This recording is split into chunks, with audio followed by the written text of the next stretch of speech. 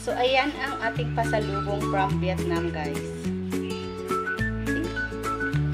So, ayan siya. Tapos, hindi nilagay yung kanyang mga gulay-gulay, mga pickles, and ito, ayan.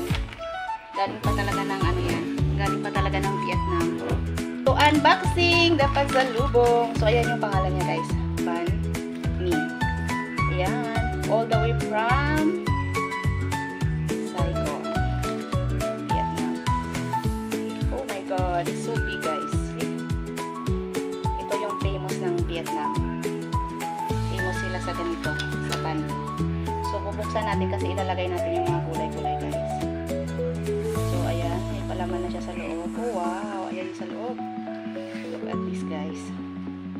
Nung pumunta kami sa Vietnam, ito yung lagi kong kinakain. Kaya huwag ka na mag-rice.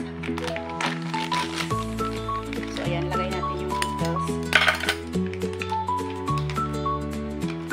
Saka sipirit yung pickles niya para hindi siya mag-watery. Kasi, siyempre, ibabiyahe ko siya. Tapos, lagay din natin itong cucumber. Kasi, magbibigay siya ng crispiness.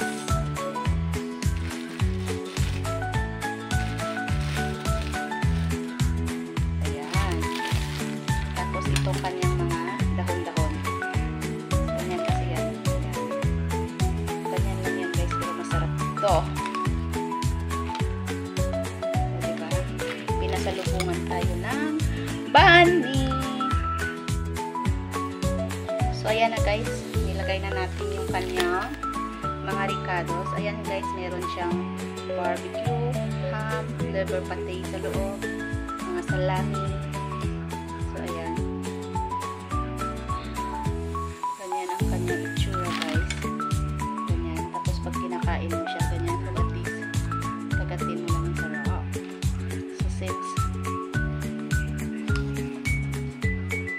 So, hatiin natin sa gitna. Okay, sobrang laki.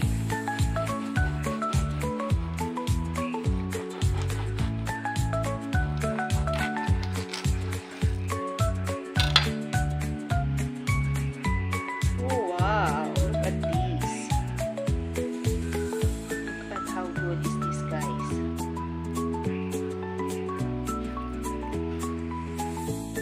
So, ganito siya, guys. Tignan